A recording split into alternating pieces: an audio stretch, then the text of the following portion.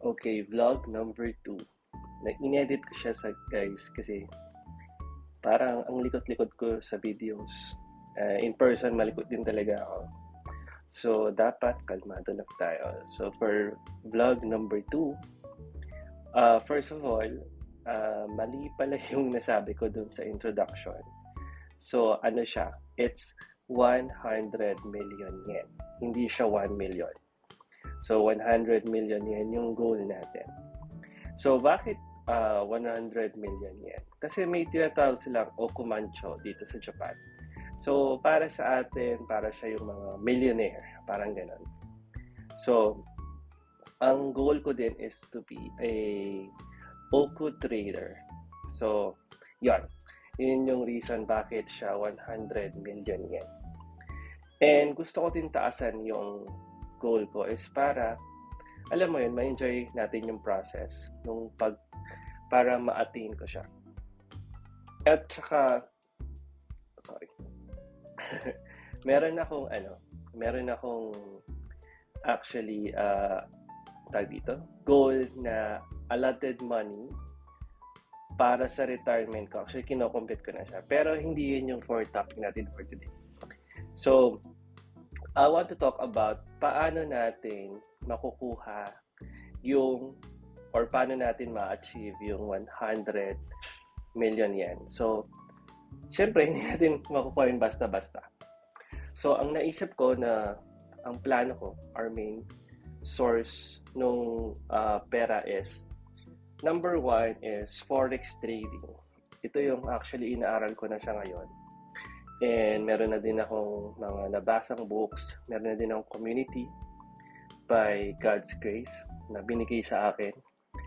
Tapos, at the same time, syempre, di ba sabi, do not put your eggs in one basket. So, meron pa akong mga plano na gustong gawin. So, other than forex trading, gusto ko din gumawa ng small business. So, ang nasa isip ko is cafe, tapos on-the-go cafe, tapos magtitinda ako ng snacks. Para, piling ko kasi hindi profitable yung kape. So, kailangan natin ng snacks. And, ang mahirap dito, wala pa akong puhunan. So, I need to save from my forex trading.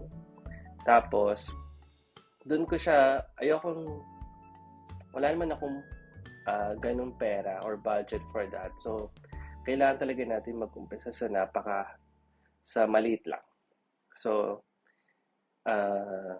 tsaka next is gusto ko din mag-alaga ng chicken and lettuce. Kasi chicken lang kinakain ko everyday. And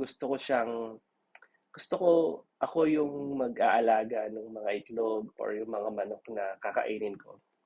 So, yun yung goal ko. So, ang nasa isip ko is RTL chicken.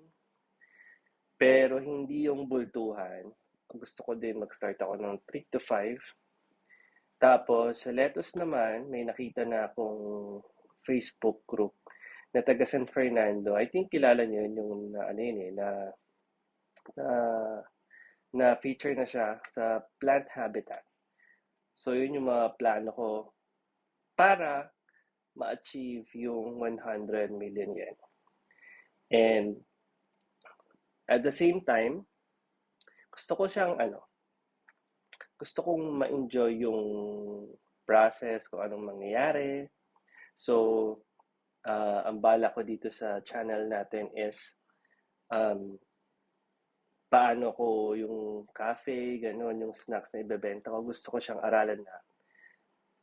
Tapos, ang bala ko kasi is mag-resign sa December. So, I still have 6 months para makapag-prepare, makapag-ipon, at the same time, makapag-aral na rin. So, habang hindi pa tayo may work pa ako, it's my opportunity na makapag-research and makapag-decide kung anong snacks yung ibebenta ko, ganun. Yun. So, ayun. So, kahapon, isi-share ko lang. So, anyway pala, today is June 30. Tama ba? Yeah. So, June 30 today. So, second day ng vlog natin. Kahapon, Sunday. And grateful ako kasi nakapag-church ako. And ang ganda nung ano sa church, kasi sabi niyang ganyan, yung sa message niya is, ano ba yan? Yung pinaka-last message niya is, ano ba yan? Wait lang, kalmahan niyo lang guys. Hindi ko makita.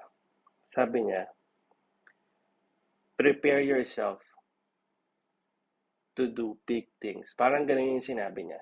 And saktong-sakto, kahapon ako nag-start mag-vlog. So, parang dun ko nakikita yung confirmation ni God. And sinabihan ko din yung mga friends ko regarding this and tuwang-tuwa sila. So, happy lang ako na nagkakaroon tayo ng motivation kahit syempre nag-start pa tayo and yung consistency. So, nakita mo ngayon iba yung background kasi may tao dun sa library. Ayoko na magsalita kasi baka mapagalitan tayo may nag-aaral. So, hopefully, maging consistent ako for 30 days to make some vlogs. Tapos, yun, makapag-invest tayo yung editing sa camera. Tapos, makapag-isip ako ng i-vlog ko. And magsisend din ako ng results sa Forex ko. So, yun lang. Okay, so, see you guys. Wag muna kayo mag-subscribe kasi wala pa. Pero ilalabas ko to sa shorts. Bye. Thank you.